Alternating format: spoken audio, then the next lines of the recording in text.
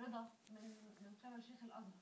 لا، شيخ الازهر رجل ديمقراطي ورجل يعني لا يستأثر بالرأي. هو استمع بعمق وتفهم ووعد بعقد مجمع الجزء الثانية لطرح الأمر عليه، ويعني على ضوء ما يروه محققا للمصلحة. طيب، والمناقشة كانت فقط فيما يخص تمثيل الازهر ولا كانت الى ما هو اوسع من كده؟ يعني هل الموقف الازهر مرهون بمواقف القوى دلوقتي على الكرسي المختلفة سواء من تحت دينية على رجل الكرسي بتحاول تهرب، ما يرضي شايفاه؟ الازهر فيما يخص تمثيل مؤسسة الازهر في الجمعية التأسيسية؟ يخرب بيتك.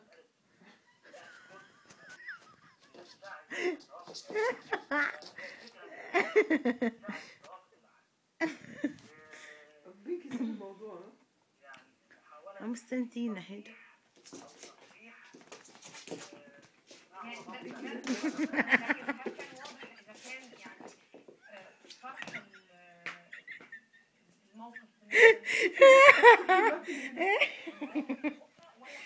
Oh my god.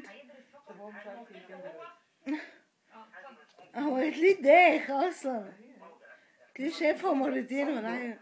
عمل صدمة. ده عمل بريك دانس. السياق المجتمعي لا شك له اساس كبير. ايه ده بياكل برجلها ولا ايه؟ ايوه.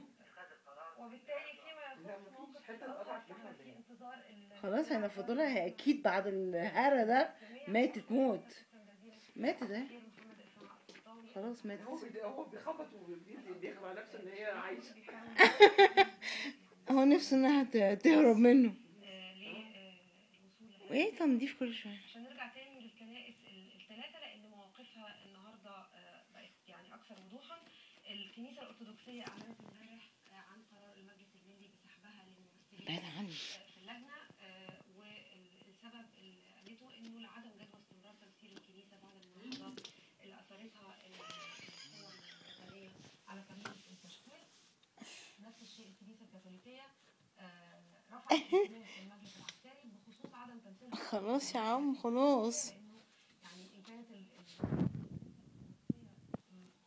المستشار نبيل ملهم والمهندس مجدي شنودة ما هماش ممثلينها، لكن في النهايه يعني هي حسبتهم عليها. لكن الكنيسه الكاثوليكيه ملهاش اصلا.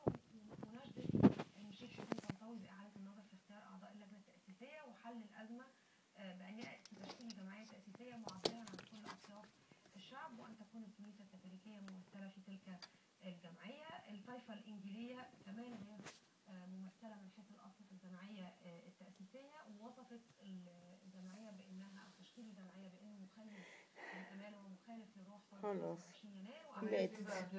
تحت السيطرة ولا ايه؟ مش شايفاها بصراحه يعني. في حاله استمرار عدم التجاوز مع